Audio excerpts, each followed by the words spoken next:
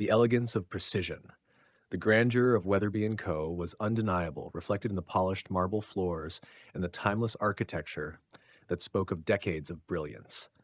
A faint hum filled the air, a blend of voices, brisk footsteps, and the occasional rustle of papers, all testament to the silent rhythm that kept the venerable institution running.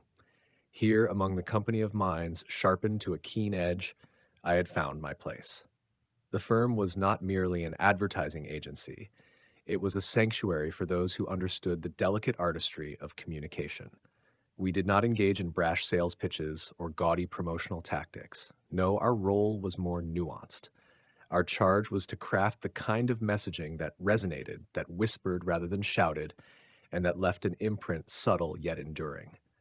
Within these hallowed walls, Amelia was revered as something of a legend. Her reputation preceded her, a woman of quiet intensity and disarmingly direct critiques. There was an elegance to her brevity, a decisiveness that stripped away all pretense. Amelia had an uncanny way of seeing through the clutter, carving out the core of an idea as if with a scalpel. In her eyes, there was no room for the frivolous or the redundant.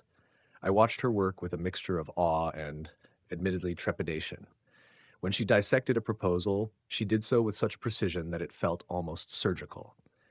To be the subject of her feedback was, to most, a daunting experience. And yet, there was something undeniably compelling in her approach, a kind of intellectual challenge that made us strive to meet her exacting standards. One morning, it was my turn. I presented my latest project with no small measure of apprehension, carefully articulating the decisions behind every choice, every word. Amelia listened, her gaze steady, unwavering. When I finished, she was silent for a moment longer than I would have liked. Concise, she said finally, and I felt a flicker of relief, but missing the essence. It was a statement both crushing and oddly exhilarating. The essence? She nodded, her gaze never leaving mine. Your language is polished, your structure sound, but there's no life in it. You've communicated well, but you haven't connected. For a moment, I stood speechless. And then it dawned on me, the distinction she was drawing, the layer beyond mere technical perfection.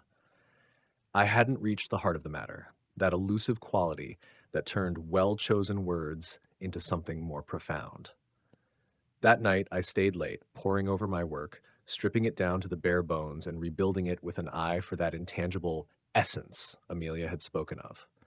I learned to read between the lines, to speak not only to the intellect, but to the emotions, to the subtle undercurrents that made a message resonate beyond the page. When I presented my revised work to her the next morning, Amelia offered a rare nod of approval. Better, she said.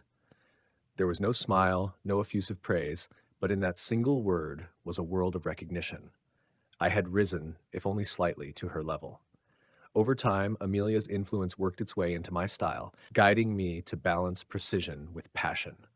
She taught me that true communication lay not just in clarity, but in subtlety, in the art of leaving something unsaid, something left for the listener to discover on their own. It was only years later, as I prepared to leave Wetherby for another venture, that I received a letter from Amelia. The handwriting was as crisp and unadorned as her spoken words.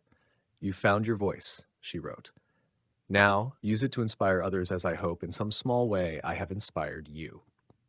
I smiled, closing the letter.